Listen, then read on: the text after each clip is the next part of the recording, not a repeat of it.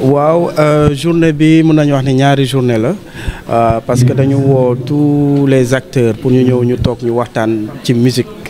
waxtaan musique nag du lu bees parce que am na ay rencontres yu bëri yu jot a am mais bii pa ñu ngi yaakaar mu nekk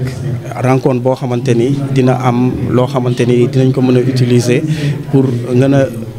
yokk secteur bi développer le secteur. mu am ay njàmbat yoo xamante ni acteurs yi teg nañ ci seen loxo. ci ministère bi en tant que représentant naka nga jàngatee. waaw xam nga remarque moom day am constat day am waaye ñun en tant que représentant de l'État dañuy tàllal suñu loxo rek ñu wax ñu plaidoirie bi ak ñaxtu yi ñu yóbbu ko ci kilifa yi di souligner aussi que rencontre bi musique la ñu démarré mais dinañu dem ci art yëpp ñu waxtaan comme ça ñu préparer les assises de la culture boo xamante ni le président de la République et son premier ministre dina ñëw fii les acteurs ci boppam ñu wax ak moom tegal ko documents yi ak conclusions yi ñu mën a jël décision yi war. Aujourd'hui, nous voulons aller vers les assises nationales de la musique. Tandis que les constats de la culture, il y a beaucoup de jeunes qui sont venus. Est-ce qu'il y a pas de problème sur la communication pour faire un mécanisme intégré ci mbir mi? waaw xam nga les jeunes moom ñoom ñooy la partie la plus importante sax parce que lii ñuy liggéey yëpp ci ñoom la jëm waaye xam nga des fois ak li xew rek ñoom ils sont toujours dans taxaw à côté peut-être di wax mag ñi ñoo fi def nii ñoo fi def nii yooyu tam day am ci suuf mais du ñàkk parce que lii ñuy def nii lu inclusif la on veut que ñëpp ñëw teewee ko parce que décision yi bu paree si ñëpp lay appliquer waaw jërëjëf. nga ñëw tuuti si yan nga jàpp nooy jafe-jafe musique u Sénégal. jafe-jafe musique u Sénégal xam naa wax nañ ko xam naa ngoone sax dina ci gën a ñëw parce que am na récapitulatif bu mu def les forces menaces faiblesses moom mën na ko wax mais li ñu gën a gis daal mooy manque de formation ak aussi les défis majeurs yi ñuy xaar mooy l'intelligence artificielle nan lañ ci war a demee ak nouveau monde bi nga xamante ni y a plus de frontières surtout musicales nan lañ ci war a duggee ba jël suñu place bi nga xamante ni moom la ñu amoon. jërëjëf. man la Ngoné Ndour nekkuma fi en tant que PCA de la SODAV dama fi nekk en tant que actrice culturelle producteur et je fais partie aussi de l'association CIPEPS bu nga xam ne ni que ni moom mooy jiite wàllu producteurs yi vraiment participer am mbégte bokk ci lii parce que pour man lépp lu nga xam ne ni que dafay defar rek nit war na ci mën a taxaw jërëjëf. waaw man au fait damay rafetlu initiative bi nga xam ne ni que ni ça a été pris par kii Ali Beta ànd ceeg benn équipe bu am solo bu ci liggéey donc man j'ai été conviée en tant qu'actrice culturelle producteur de musique pour ñu un peu analyser les forces faiblesses opportunités ak menaces kii dans le domaine de la création et de la production parce que je gère un label de production donc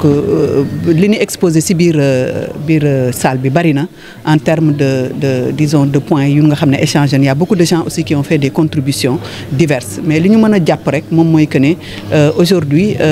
li am solo moom mooy déjà le fait de rassembler les différentes associations yi nga xam ne ni que ñu ngi tourner autour de la musique donc boo xoolee ñu ci bari am nañu taxawaay yu nga xam ne ni que ni dafa ute taxawaay yu ute yooyu moom la saytu jël pour que ñu waxtaan ci pour ñu mën a gis trouver benn terrain d'entente le juste milieu pour que ku ci nekk mën ci accordé wu donc problème mu musique bari na. Financement bi c'est un problème le financement de la production c'est un problème les nouvelles technologies c'est un souci parce que il y a un problème de formation il y a un problème de maîtrise il y a un problème de perméabilité de nos frontières yi nga xam ne ni que ni tey jii plateforme bu jug rek da ngay dugg nit yi di ci def lu leen neex te artistes yi créateurs yi duñ ci gis seen bopp il y a un problème de fiscalité qui se pose maintenant il y a des opportunités également opportunité moom mooy que ne Afrique dafa am population bu jeune population bu nga xam ne dafa créative population bu nga xam ne mi ngi góorgóorlu malgré que problème yi am na ci musique mais on voit que aussi il y a pas mal mal de jeunes qui rayonnent aujourd'hui et que man li ma constaté wax naa ko tout à l'heure ci salle bi moom mooy que ne depuis 3 ans 4 ans maa ngi gis que ne Sénégal parce que am na benn moment la musique nigérienne mooy kii un peu gars yi bu daan ñëw fii ay fin d'année wala yenn spectacle ñu daan vraiment damer le pion au spectacle sénégalais j'ai vu que ne quand même les Sénégalais soutiennent beaucoup les artistes boo xoolee léegi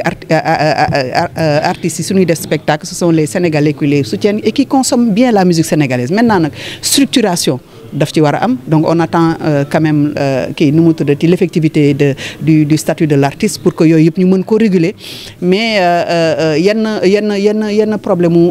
nu mu tuddati formation yi problème mu financement yi ak problème mu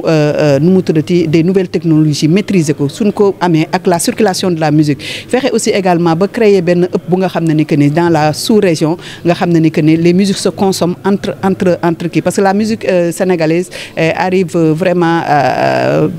c'est un peu compliqué pour que moom mu mën a percer par exemple des autres zones hors du Sénégal xam nga donc yooyu war nañ ko xool également des plateformes souveraines yu nga xam ne ni que ni ñu soutenir leen les plateformes qui existent déjà de streaming comme musique bi comme d'autres yi nga xam ne ni que ni pousser les gens à ñu jox leen doole ak ñu mën a am aussi des partenariats avec les autres plateformes internationales pour que aussi li nga xam ne ñun dañ ko moom di ko liggéey fii ñu nekk ñu nga xam ne ñoo koy njëkk a consommer pour mën ko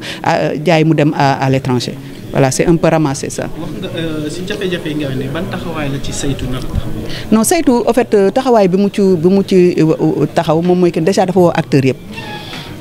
Donc man mi dan ma woo pour ma bokk ci bon je ne fais pas partie du comité d'organisation mais ils m'ont appelé et ils ont appelé tout le monde loolu mën naa ko seede donc maintenant nag c'est dommage que quand on parle de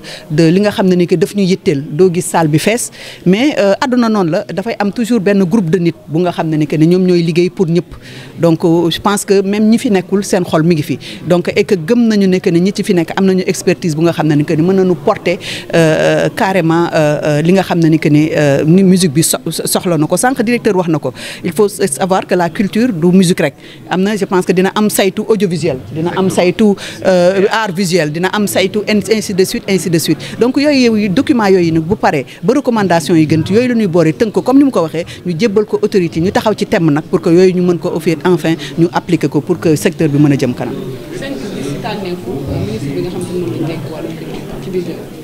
ndax nga dem. en fait man xam nga aujourd'hui y a le directeur le président de l'association des producteurs Robert Lawood bu ci revenir man dama ne aujourd'hui ki ñu teg ci culture mën na bañ nekk nit homme de culture mais xam nga lan moo am solo équipe am ñan ñoo ko formé. L'équipe qui tourne autour ces conseillers c'est qui est-ce que c'est des gens yi nga xam ne ni que ni am nañu expertise bu nga xam ne ni que ni mën nañ ko apporter bu nga xam ne ni que ni moom dina mën a dérouler l'affaire bi la personne qui dirige ça importe peu ñi koy kii moom mooy conseiller ñi nga xam ne ñoo ko wër pour mu mën a defar liggéeyam ci jàmm. maa ngi tudd Ali Beta di artiste pluridisciplinaire et puis di directeur u hub artiste du daanu. nga nekk également coordonnateur waaw.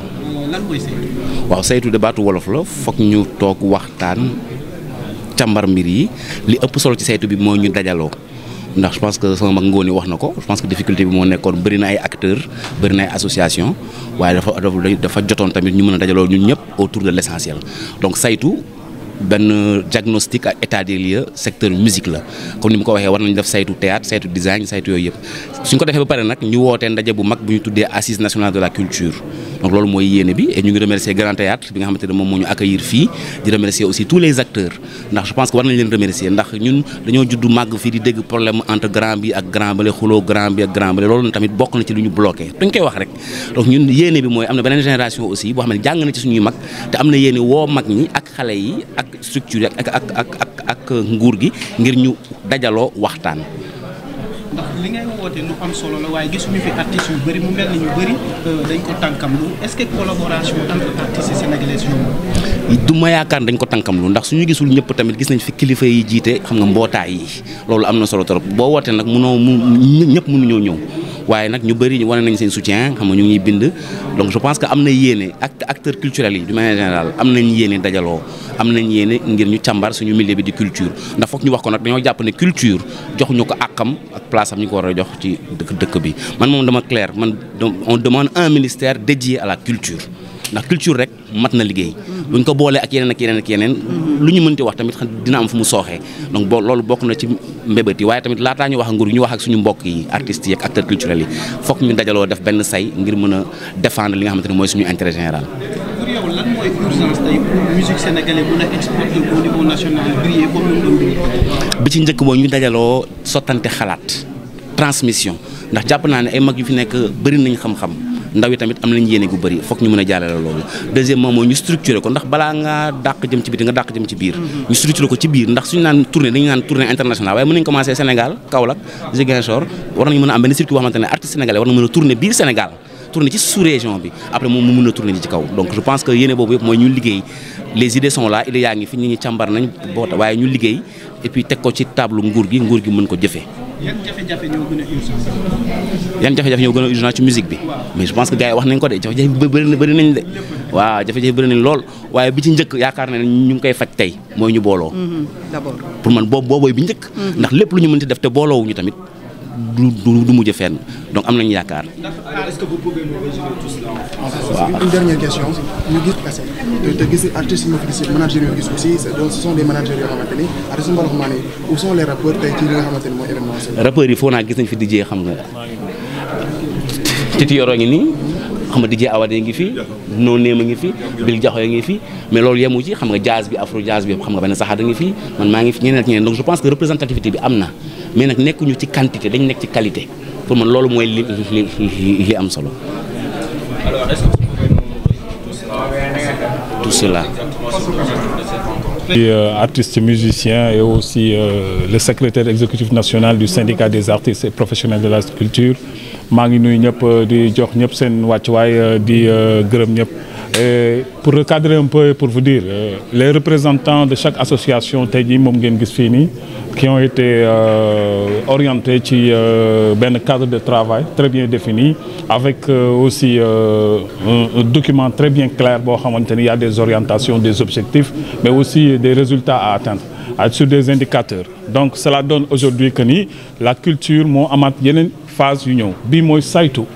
musique qui est très important à savoir d'abord parce que on va vers des assises de la culture mais avant loolu il fallait faire des saytu. Il y a saytu musique, il y a saytu danse, saytu cinéma, saytu théâtre et tout. Donc loolu lu muy indi moom mooy avoir un document global boo xamante ni on peut le mettre ci tableau tutelle yi ci tableau président de la République ci tableau ministère yi pour qu'on puisse travailler largement et diffuser des travaux. Donc travail boobu lañu nekk di def jeexagul diggante tey ak suba incha allahu rabbi donc ci loolu lañu nekkoon doon ko liggéey. muy question bi ma posé léegi ci jamono yu yàgg amoon nañ ministre comme ministre de la culture ki nga xamante ni mooy Youssou Ndour koo xamante ni acteur culturel la yàgg ci musique trop. tey jii ñu gis ñu bëri soulevé nañ ko ni dañoo soxla koo xamante ni ci musique bi la jógee est-ce que vraiment loolu mooy régler problème bi. bon lii régler problème bi mooy ñu am koo xamante ni vraiment xarañ na am na xam-xam bi te mën na li muy def tout en voyant que nous avons un ministre boo xamante ni qui est très bien encadré am ñu nekk ci ginnaawam je crois que c'est très important pour que ñu mën a liggéey ak moom ci anam boobu parce qu'on a toujours eu des ministres fii nii ci dëkk bi façon ministre bu ne am nañ ko fi plus de 25 ministres ci benn durée mais ce qui est très très important c'est de travailler ci benn cadre bien déterminé avoir un plan de travail un plan d'action très bien déterminé boo xamante ni c'est la tutelle et les acteurs culturels ñoom ñoo ko defandoo seen bopp concevoir pour un travail très bien déterminé encore donc c'est très très important parce que boobu ba léegi maa ngi dégg ku ci nekk yaa ngi wax ci xam-xamu culture bi xam-xamu musique bi et travailler avec les ministères parler des institutions c'est très important mais li am solo moom mooy consensus li am solo moom mooy globaliser li am solo ba am solo moom mooy qu'on puisse se mettre devant tout le monde et leur dire la vérité moom mooy li ñu bëgg moom mooy une bonne orientation